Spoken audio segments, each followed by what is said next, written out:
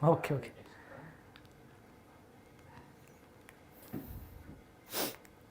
Hello everyone, good afternoon. My name is Akash and let's begin. So I hope you are there in the last session for physics. We have solved the section A of the sample paper. This is the same sample paper which was released by NCERT. Okay. So we'll continue from the last class and we'll directly jump to the section B. Okay. Any questions, any doubts? Hi Arav, good evening. Hello Shubham. Good evening everyone. So कितने paper solve कर लिए आपने? कितने sample paper solve किए? Shubham, Aarav, for each subject minimum 5. So when I was in grade 10, जब मैं 10th में था ना, मैंने हर सब्जेक्ट में, सिर्फ मैथ्स एंड फिजिक्स में, I mean maths and science में नहीं, सारे सब्जेक्ट में 5 question paper I had solved. Allah Akbar. Okay Tushar. 6, 7, nice, awesome, great. If you have not solved any, you should start now. Minimum 2, that is the required amount. Hi Mr. Psycho, good evening.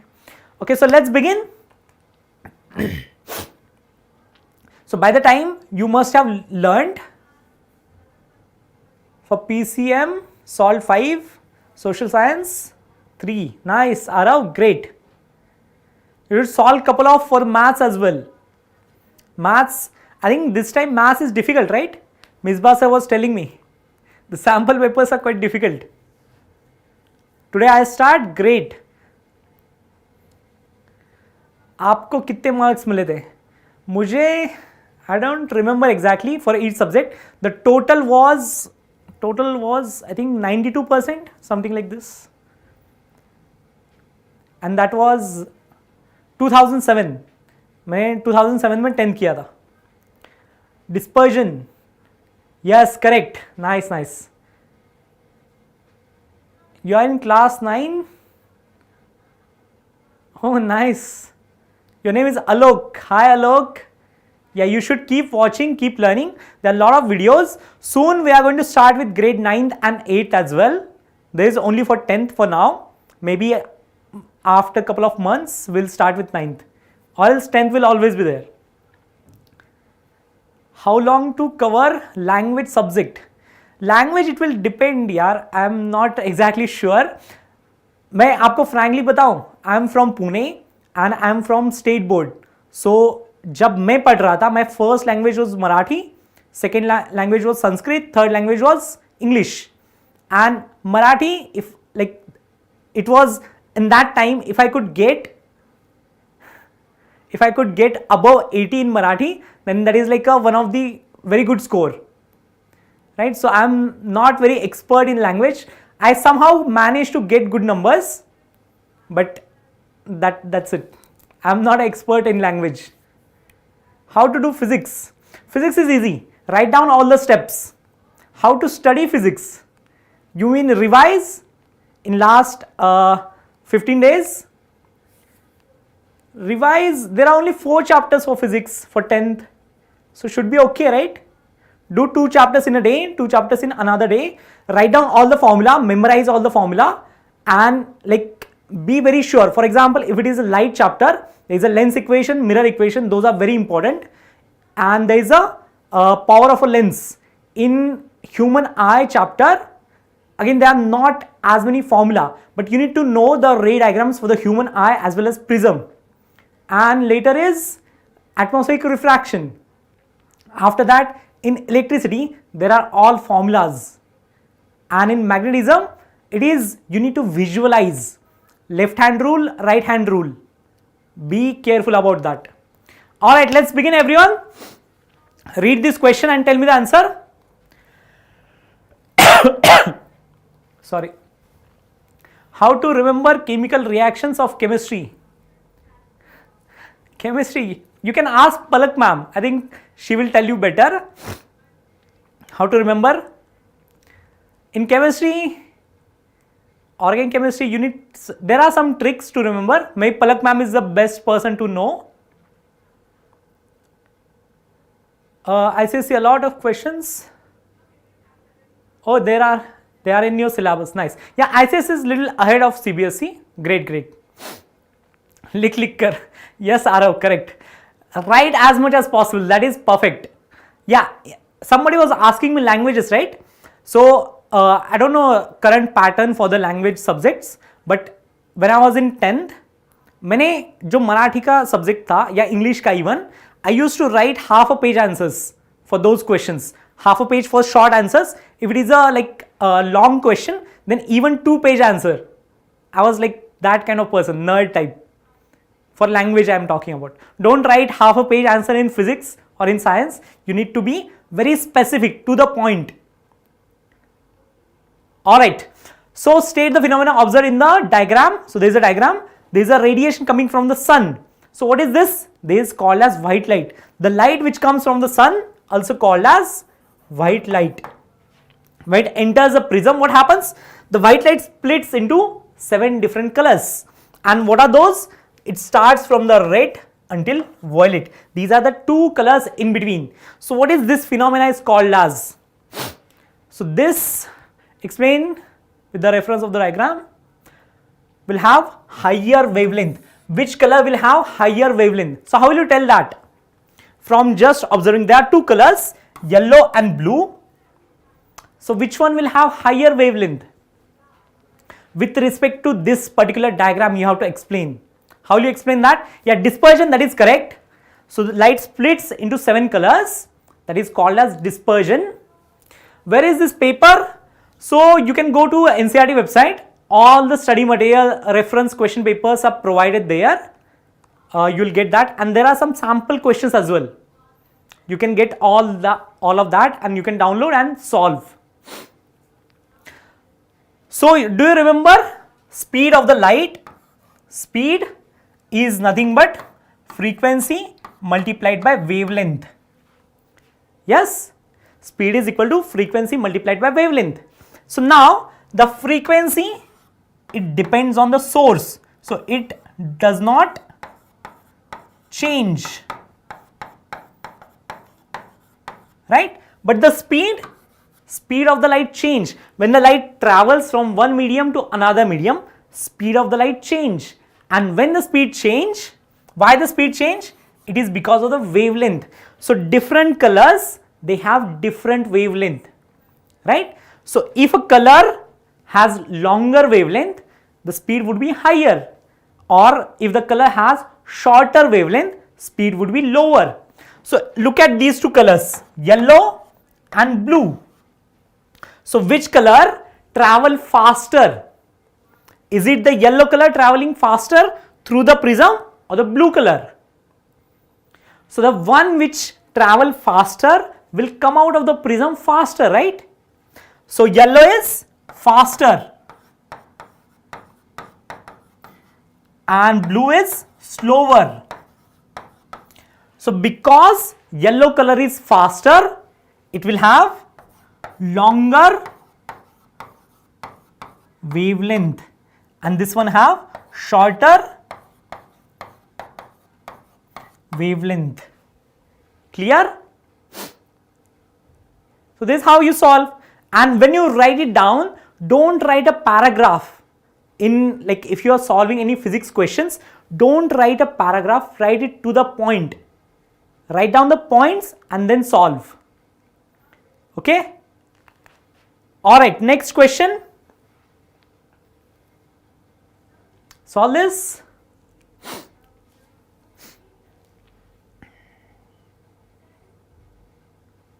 So now, how will you use 2 identical prism?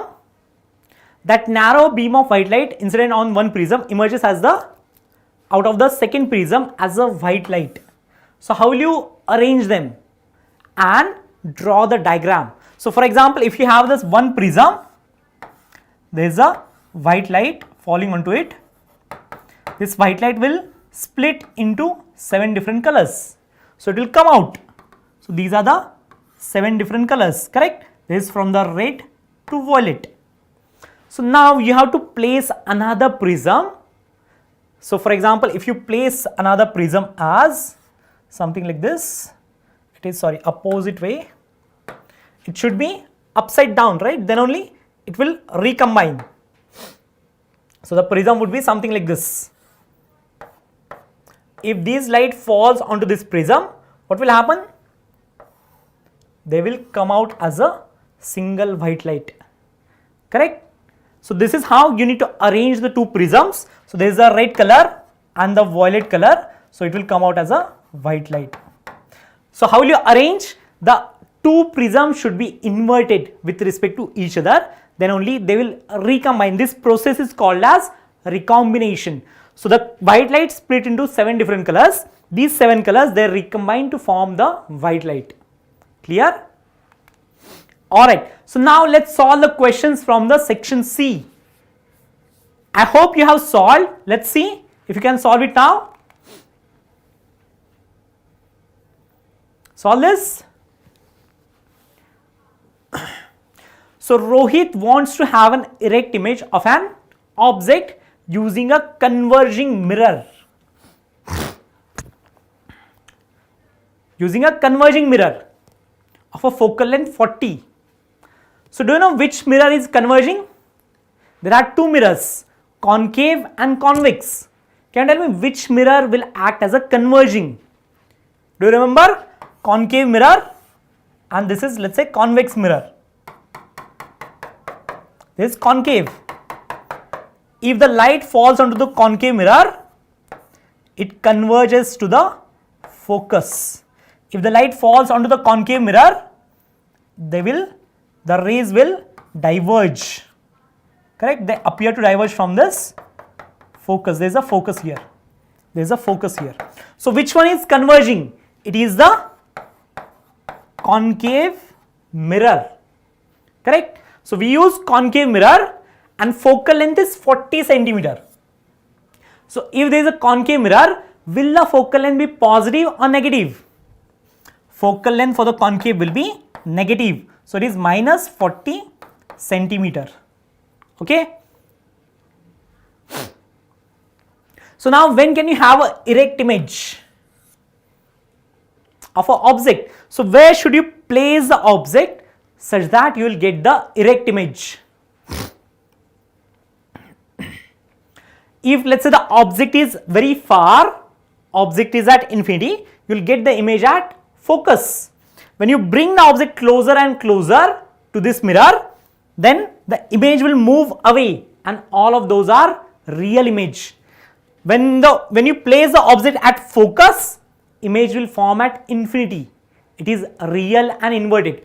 But if you slide object even closer to the mirror, so if the object is within this range, if there is a U, so within this range, you will get the erect image.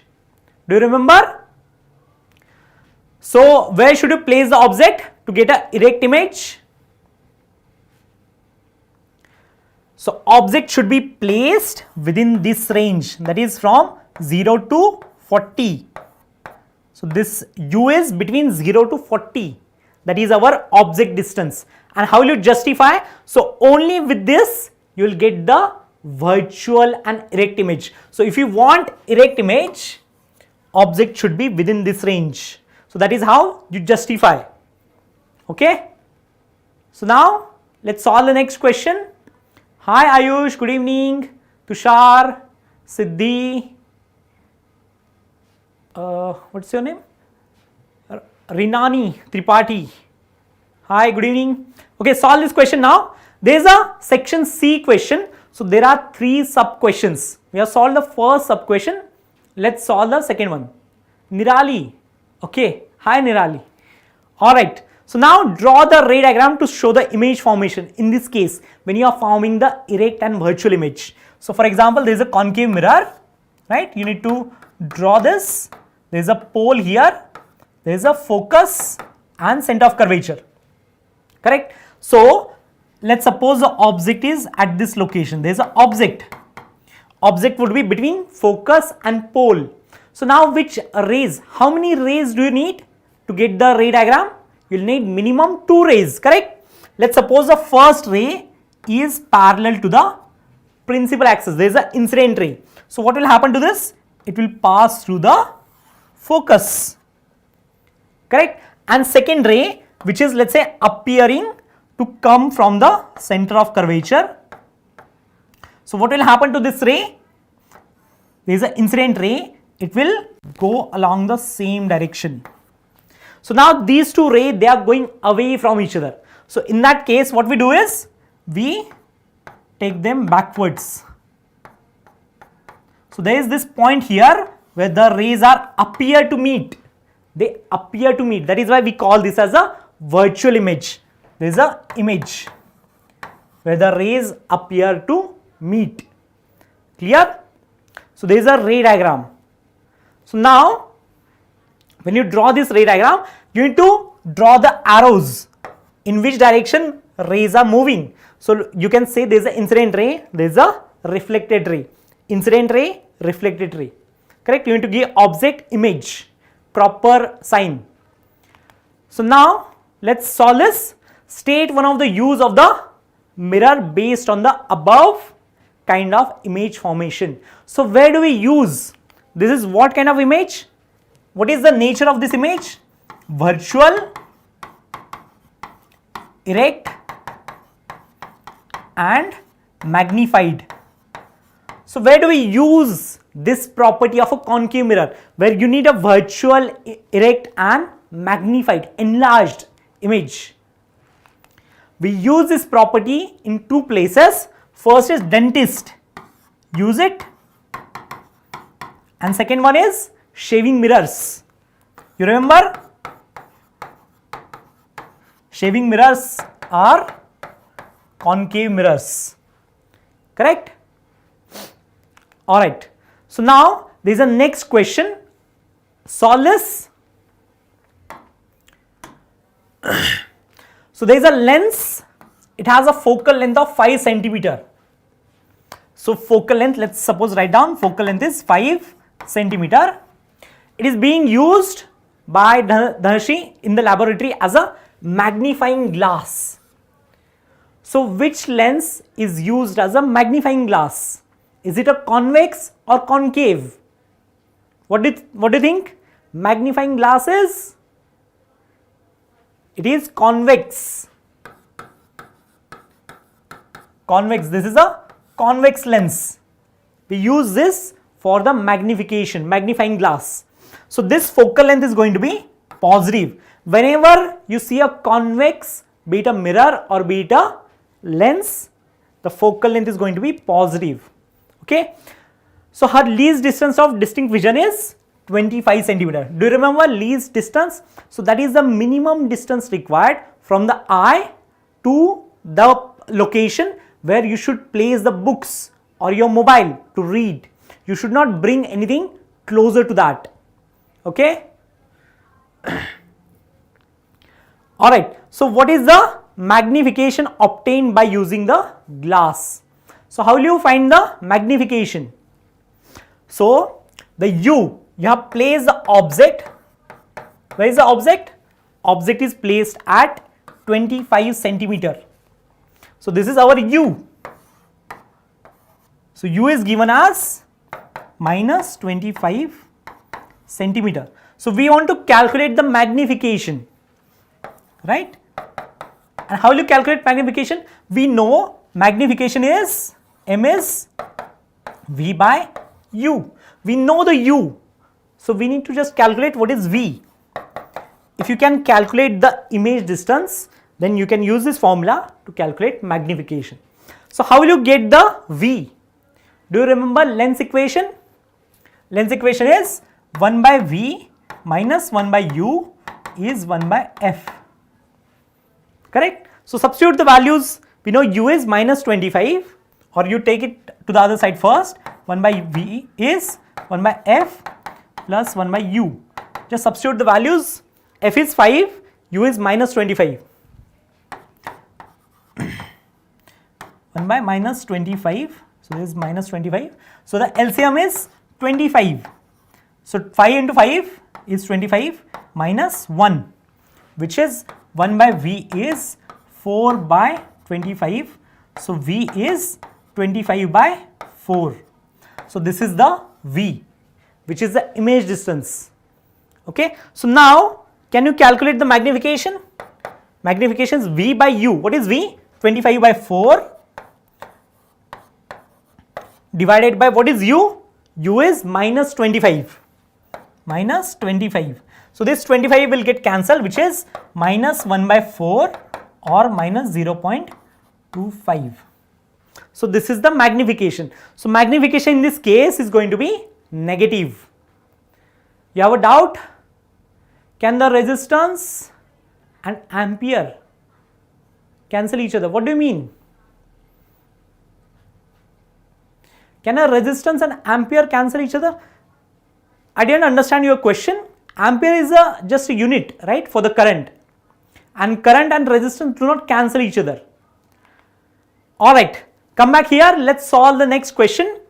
She keeps a block at a distance of 10 centimeter from her eyes.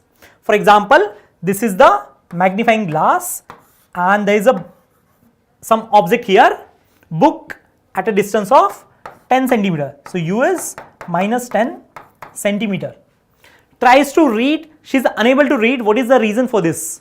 She is unable to read. Why she can't read? Because this object distance is less than the distance of distinct vision. You should not place anything.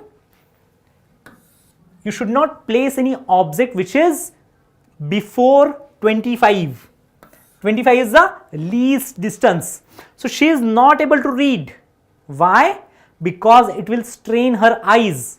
If you bring anything closer to the eye, it will strain the eye. Your lens of the eye will not be able to focus. Okay?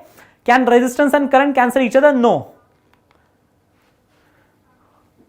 So now there is a next question. Ravi kept a book at a distance of 10 centimeter from the eye of his friend Hari. Hari is not able to read anything written on the book.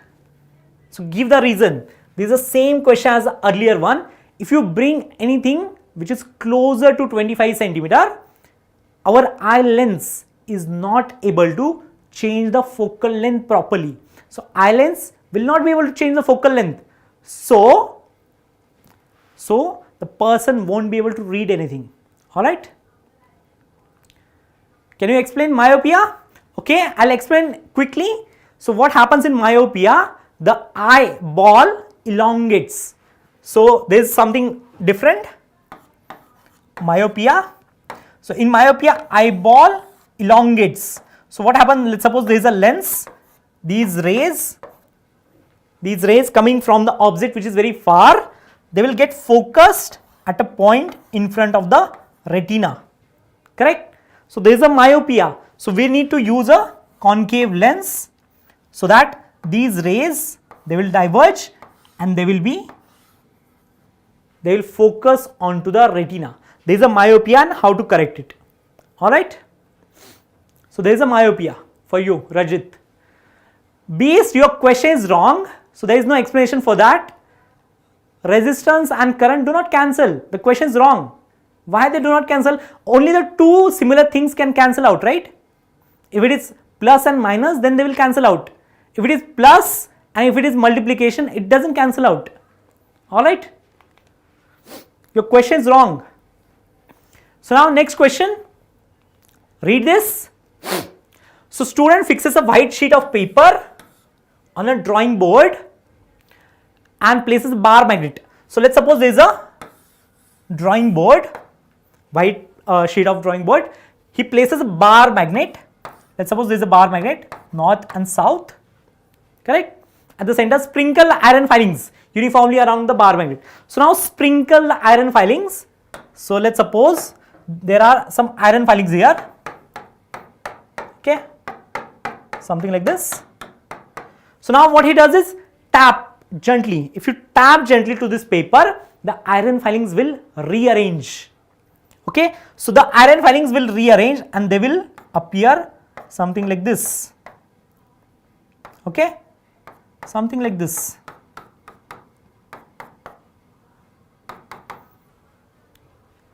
So now observe that the iron filings arranged in a certain pattern. So why do iron filings arrange? Why do they arrange? in this pattern? Why there is a particular pattern in which the iron filings arrange? Do you know the reason? So there is a bar magnet, correct? So bar magnet will produce the magnetic field. It will produce the magnetic field, and these are the iron filings. Iron is a magnetic material, so it will get affected by the magnetic field produced by the bar magnet. So when they arrange in a path of the, these are called as, you remember what are these called as? These are called as magnetic field lines. Yes, these are called as magnetic field lines. So there is a induced magnetism. What will happen? Let's suppose there is a small iron filing. It will get induced. It will act like a very temporary magnet. So this iron filing will attract another iron filing. So that is how they connect to each other. That is how they get arranged in a particular manner because of the temporary magnetic induction. And this arrangement is called as magnetic field lines. Okay. So yeah, what happens? The iron filings. Here we have the iron filings. Do you remember iron is a magnetic material? So all the magnetic material, when they brought near the magnet, what happens? They get induced magnetism. There is a induced magnetism in all the iron filings. So they act like a tiny magnets. All of these iron filings, they act like a small tiny magnets, and because of that reason they align in a particular manner. So why do they align? Because of the induced magnetism in the iron filings. Only the magnetic materials, they can be induced. The other materials which are non-magnetic, they will not form this particular pattern. Alright, Rajit. Okay, so now there is a sub question, question number 2. Which physical quantity is indicated by the pattern lines around the bar magnet? So which physical quantity? So either you can write, so which physical quantity is indicated by this pattern? So these are the magnetic field lines, but what do they represent? They will tell you. You remember this bar magnet, north and south. So there are these magnetic field lines going out from the north pole towards the south pole and going inside the south pole. These are the magnetic field lines. So what do they represent? They will tell you the physical quantity would be magnetic field. So which physical quantity is represented by this pattern? It is the magnetic field. Okay.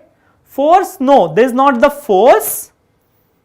They will feel the force, but force, they don't represent the force. They will represent the magnetic field. So from here you can find out two things. First, you can find the, if you take a tangent here, this tangent will give you the direction of the magnetic field, and the density of these magnetic field lines will tell you the magnitude of the magnetic field. So near the poles you will see lot of iron filings, they will be attracted near the poles. So it will have stronger magnetic field near the poles, and the tangent here at different location will tell you the direction of the magnetic field. Okay. Is magnetic field the magnitude of magnetism? No, magnetic field is, it is just a different physical quantity. Like for example, force. Do you remember force? What is force? Let's suppose I write force is equal to 2 newtons towards north. What does it mean? It means there are two things, this one and this one. So 2 newtons will be the magnitude and this is the direction, right? So force is a vector quantity. Answer is magnetic field. Answer for this is magnetic field. So force is a vector quantity. It will tell you the magnitude, and this thing towards north will tell you the direction. So similarly here for the magnetic field, it is also vector quantity. So it will have both magnitude as well as direction. So the strength or the density of these field lines will tell you the magnitude of the magnetic field, and the tangent at different location will give you the direction of the magnetic field. Clear? Alright, so now state any two properties of the magnetic field lines. So any two properties of the magnetic field lines. So let's suppose if I draw north, south, there is a bar magnet and the magnetic field lines. So first property would be they are closed loops. So they are closed loops. Outside they go from north to south, but inside they grow from south to north. So they are closed curves. And second one would be none of the two magnetic field lines cross each other. They do not cross. Right? So these are the two properties. Field lines do not intersect, correct. Crowded at poles, correct. The density of the field lines is greater near the poles, and away from the poles density will reduce, correct. Alright. Do not intersect, correct. Nice. Next one. Any questions, any doubts till now? Yes, outside the field direction is from north to south, inside it is from south to north. Correct, great. So now there is a next question. Read the question. There is a compass needle placed near a current carrying wire. State your observation for the following cases. So these are the two cases. You have to tell me the observations. So there is a current carrying conductor, current is passing through it, and there is a small tiny compass needle. There is a compass needle. Okay. Why the voltmeter is placed in the near the load? It is placed parallel to the load, not near. Specific would be the parallel. Magnitude of the electric current in the wire is increased. So what will happen if you increase the current? What will happen? What will be the observation? So for the first one, if the current is increased, what will happen? The deflection in the needle. Deflection means the angle by which this will rotate. So this will rotate, correct? This needle will rotate. This angle theta is called as deflection. So when you increase the current, what will happen? Deflection will increase. And why the deflection increase? Because when you increase the current, the magnetic field increases. That is the reason deflection increases. Okay? Yes, field also increase, magnetic field increase, and that is the reason that deflection in the needle will increase. So there is a first observation. The second one, compass needle is displaced away. So now let's suppose there is a distance here, D. So if you displace the compass needle away, what are you doing? You are increasing the distance. So when you increase the distance, what will happen? When you go away from this conductor or away from the wire, the magnetic field would be, the strength of the magnetic field would be lower, correct? So magnetic field strength would be lower, and because of that reason, the deflection in the compass needle reduces. So when you move away, when you move this compass needle away, the magnetic field strength reduces, and because of that, the deflection in the compass needle reduces. Clear? Alright. So this was the question. Let's go to the next one. Now we have the section D. Section D and section E, these are the long answer type questions. Can I do super chat? Maybe, I'm not sure. is it necessary that if the magnetic field increases, then the force will change the direction? No, the direction is different. These are the two different things. Magnitude of the magnetic field and direction of the magnetic field, they are different. So the direction of the magnetic field will depend on direction of current. And when you increase the current, that means you are increasing the magnitude of current. So because of that, the magnitude of magnetic field will increase, direction will not change. Voltmeter parallel to the cell, yes, you can place the voltmeter parallel to cell and you can measure the potential difference between the two terminals of the cell or the battery. You can put voltmeter parallel to any device. Whenever the current is flowing through the circuit, at any two locations you can just plug and measure the voltage or the potential difference.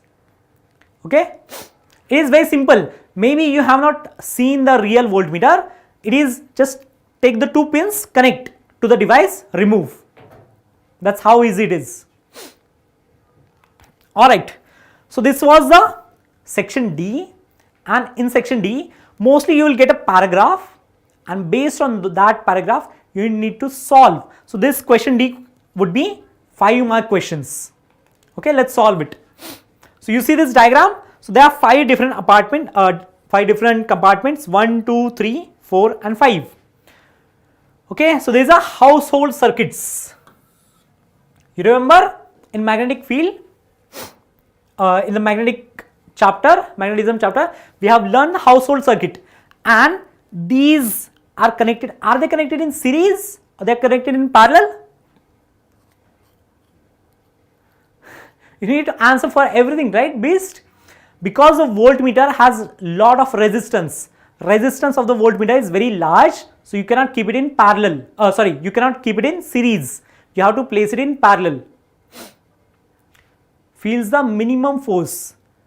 The minimum force will be 0 when the direction of the magnetic field and current are same. Either they are parallel or anti-parallel, then there would be no force. Okay. Carbon, I am not teaching the carbon. You can ask Palak ma'am for the carbon chemistry. Okay. Alright. So this is a household circuit. Is shown. There are 5 usable spaces. You see, these are the 5 different compartments where the electrical connections are made for this house. The mains have 220 voltage. So this mains supply 220 voltage. Okay. And the net current, the total current coming from the mains, the total current is 22 ampere. So total current is 22 ampere. And you remember from the magnetic field chapter, they should be connected in parallel. So let's suppose they are connected, these 5 resistances.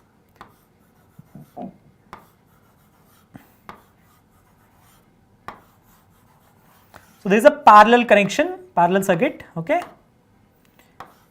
connected to the mains, which is 220 volts. So this is 220 volts.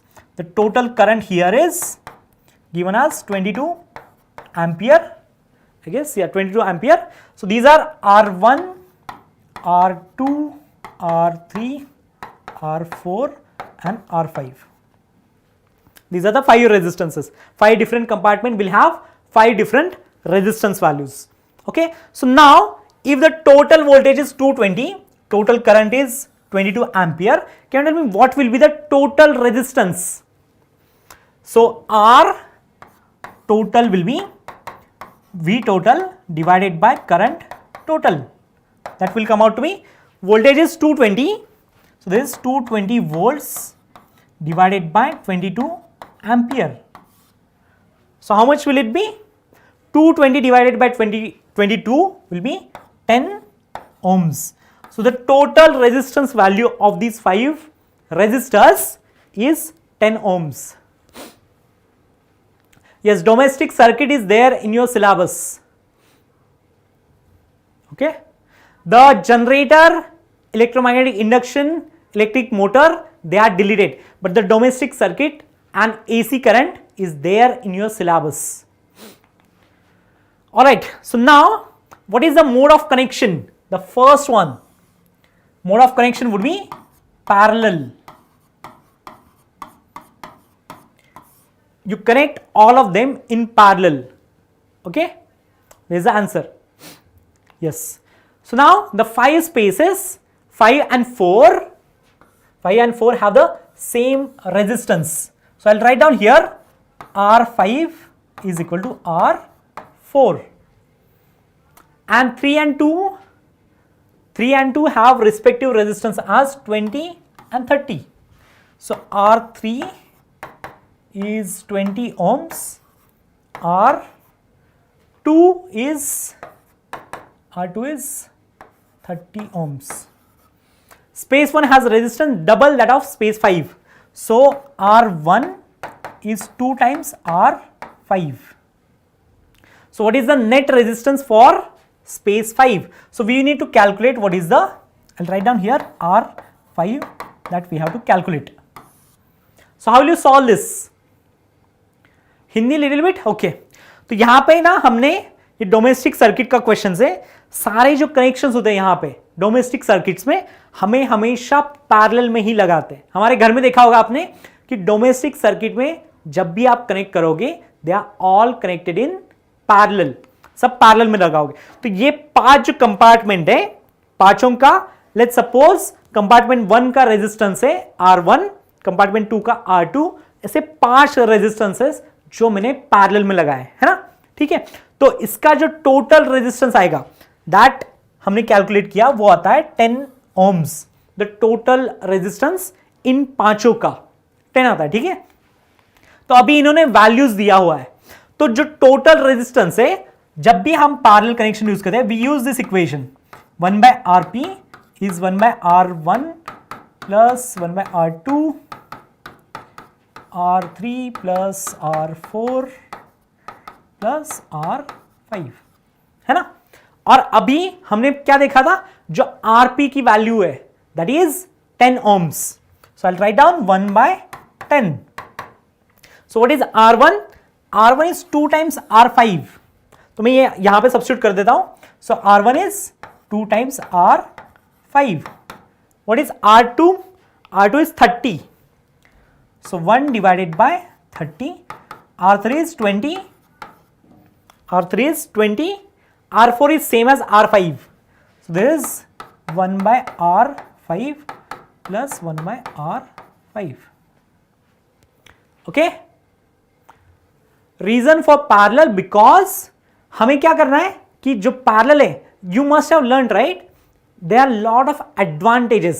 जब भी हम parallel में connect करते हैं, there are a lot of advantages. What are those advantages? I'll tell you. First the potential difference is maintained constant. How formula? Don't worry about the derivation. Ankit, no one will ask you the derivation. Remember this formula. सब लोग है ना applications पूछेंगे, derivations वगैरह कोई नहीं पूछने वाला आपको.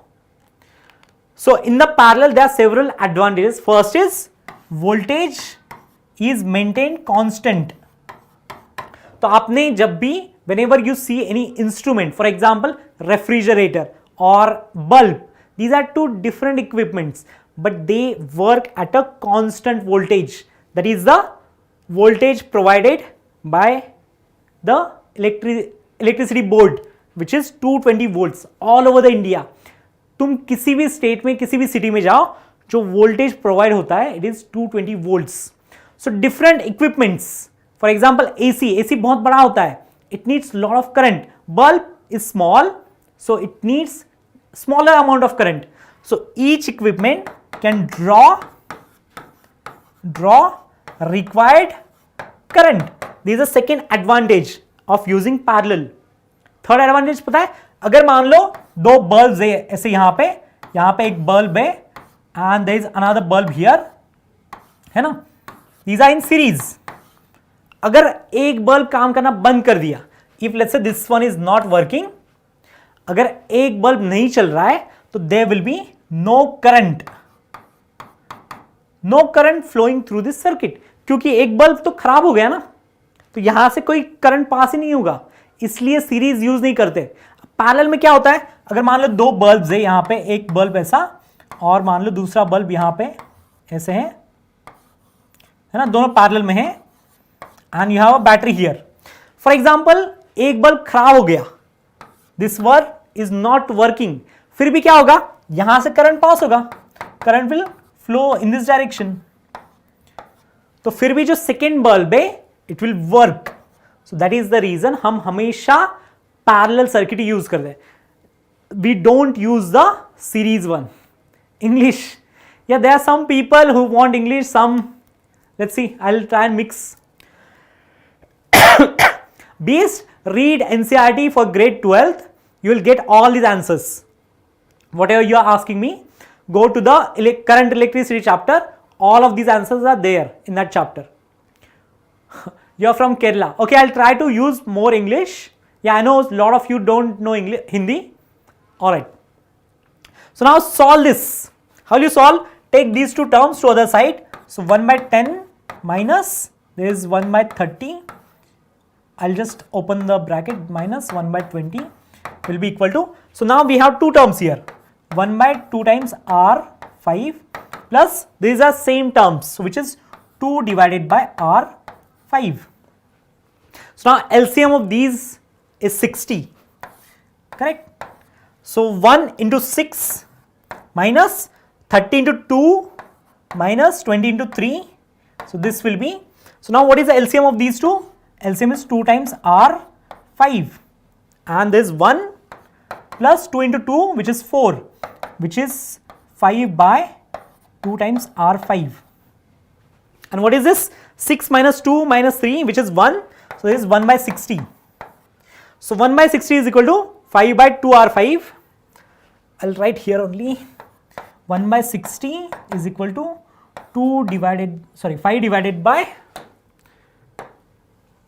5 divided by 2 times R5, 2 times R5. So what is R5 from here? So R5, take it this side, 60 into 5, which is 300 divided by 2. So R5 will be, this will come out to be 150 ohms. So there is the final answer, 150 ohms. So if you solve this, there is a 2-mark question. Write down all the steps, you will get the 2 marks. Okay. Now, what is the current in the space 3? So, do you remember the resistance for space 3? Resistance is 20 ohms. So, I will write down resistance of 3 is 20 ohms. So, these are all connected to the here same battery. So, the potential difference at these 2 points is how much? 220 volts. So, the potential difference V is 220 volts. So what is the current? How will you calculate the current?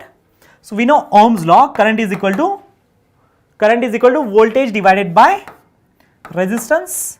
So I3 will be this R3. What is voltage? 220 volts divided by R3 value. How much is R3? It is 20. So this will come out to be 11 amperes. Sorry. Clear? How to calculate the current? Very easy. Use the Ohm's law. This is the Ohm's law. Use it and solve. Alright. So now next one. Read this question. What should be placed between the main connection and the rest of the house? So for example, there is a mains. And here we have house. Correct? So there is a something coming here. This is called as live wire. Right? So what should be placed between these two to save them from the accidental high electric current? So here we place something. What is that? In the live wire we place something here. What is that? That is electrical fuse. We place a fuse at this location. So what is the purpose of the fuse? If there is an accidental high current, the fuse wire will melt. So when the current increase, what will happen? The heat will be generated. It will produce heat. Heat is produced. because of that produced, yeah, I'm very bad with spellings, heat will produced, and because of that the temperature will increase, wire will melt, and it breaks the circuit. So breaks circuit. So house is protected. So because the current increase, why heat is produced? You remember H is equal to proportional to I square. So even if there is a small increment in the current, the fuse wire will melt, and when the fuse wire melt, the circuit breaks. Okay. All right. Yes, nowadays we use MCBs, but don't write MCBs. You don't know how the MCBs work. It is a bit complicated. Not yet. It is not there till 12th. All right. So right answer is fuse, electrical fuse. We use the heating effect of current in the fuse. All right. Now the section E. So this section will be something out of your syllabus. Little bit out of your syllabus, the paragraph, and then you have to relate with whatever you have studied. So it is like a combination, and then based on that you have to solve the questions. And I have seen some of the question papers, the questions are not difficult. The paragraph might be difficult, but the questions are easy. So let's solve that. What is the answer? Answer is fuse. This is the answer. Fuse. Okay. All right. This is a paragraph. Read the paragraph.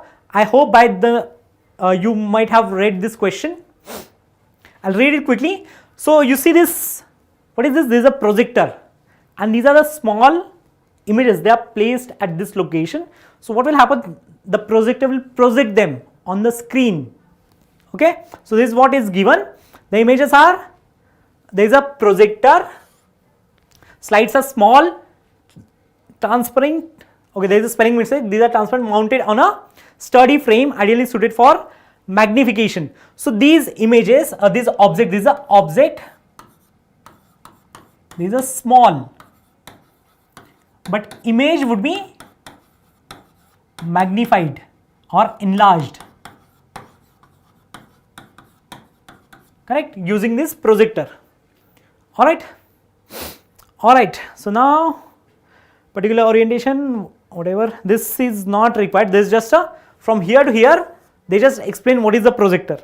So now to show her students, yeah, this one is important. The slide projector produces a 500 times enlarged. So magnification, the magnitude of the magnification is 500.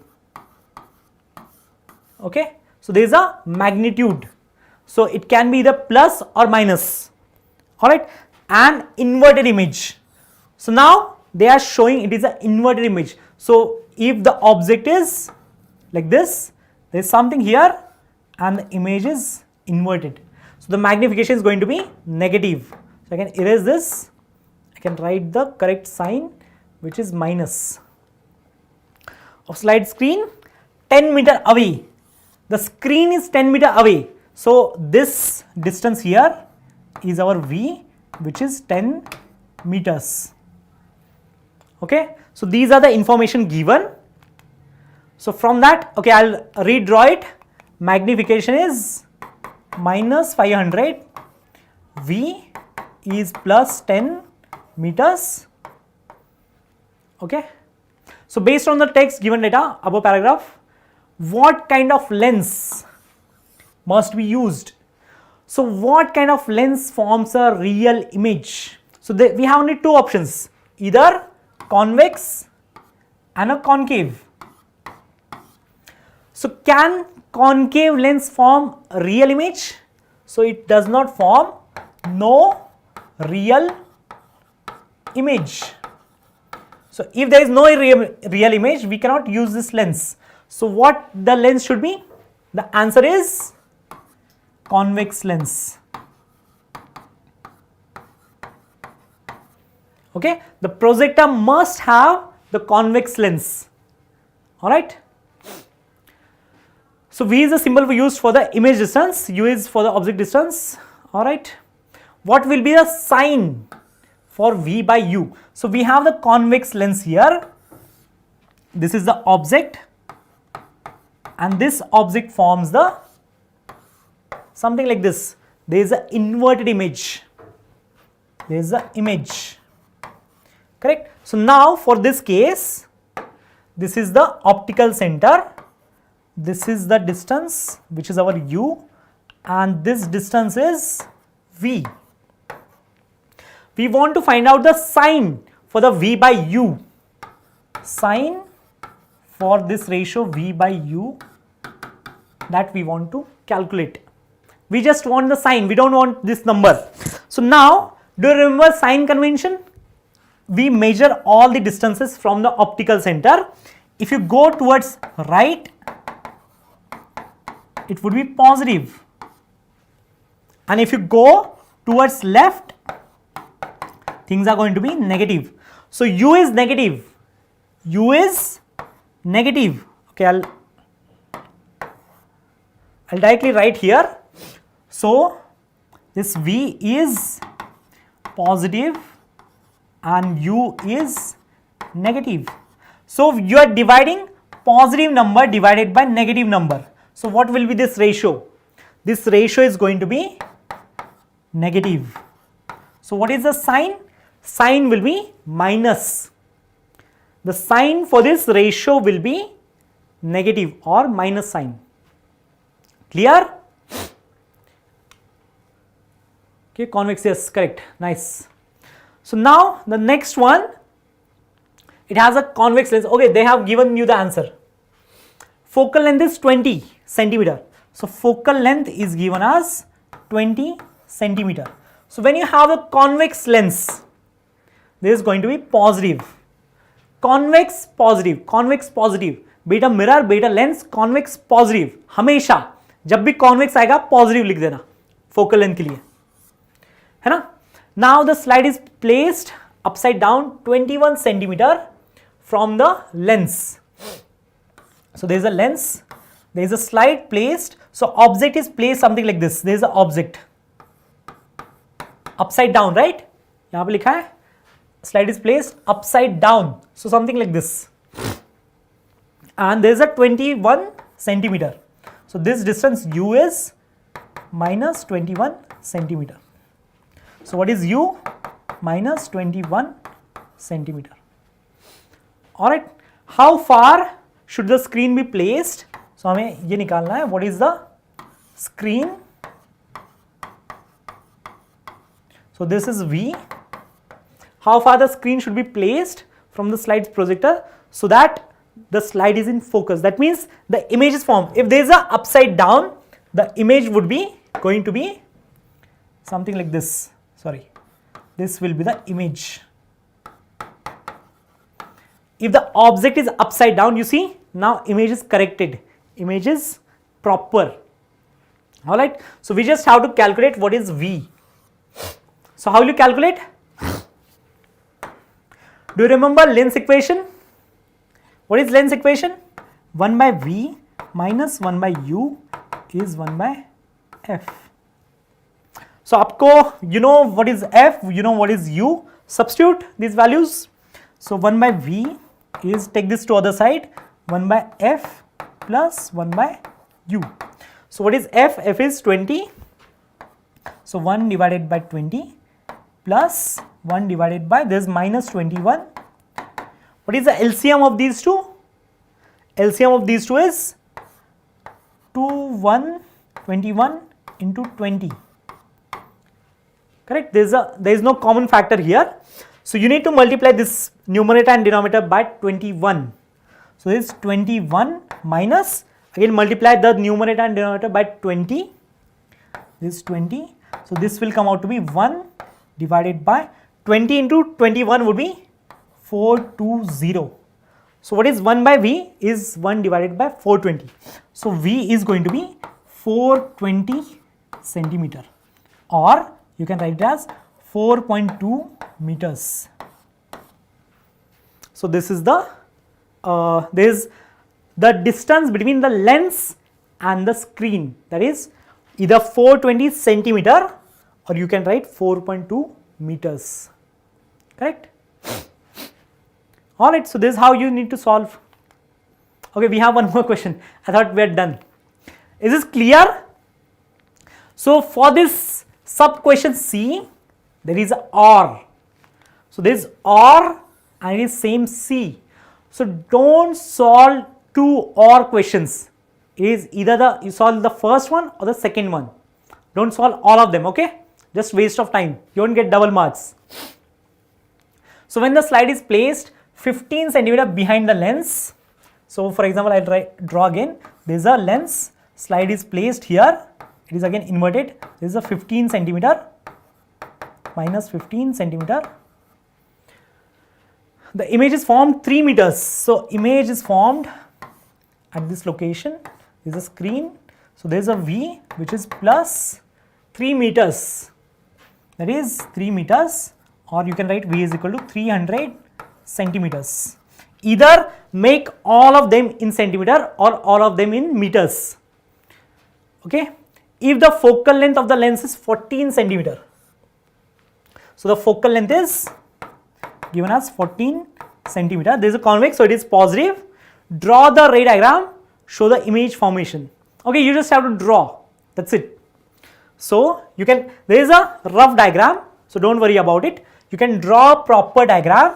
So there is a convex lens and it is not to scale.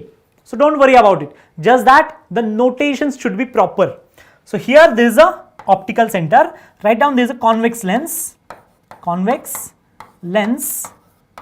Then there is here F1, F2. This is 2 times F1, not F2. 2 F1. This is F2 here and 2 F2. Write down these properly. Then you see here U is minus 15 and F is 14. So this distance here is 14 and the object should be, which is 15, correct? 15 should be, it should be between 2F1 and F1. So there is the object. So now there is an object, you see the image is forming at 300. So there is until here 14 plus 14, which is 28. So image is forming somewhere here. There is an image and it is not to scale, so don't worry about it. So you can just draw something like this. There is a ray passing through the optical center, will pass without any deviation, and another ray passing through which is parallel to the principal axis. It will pass to the focus, something like this, and they will meet at this location. So this is the incident ray and the refracted rays. Alright, so this is how you draw the ray diagram. If you draw it something like this, you get the full marks. If you don't write, for example, convex, or if you don't write 2F1, F1, or don't draw the arrows on these rays, you will not get the full marks. So all of this is, and even you should write this is the object and the image. Alright, great. So that's it, I guess, for today.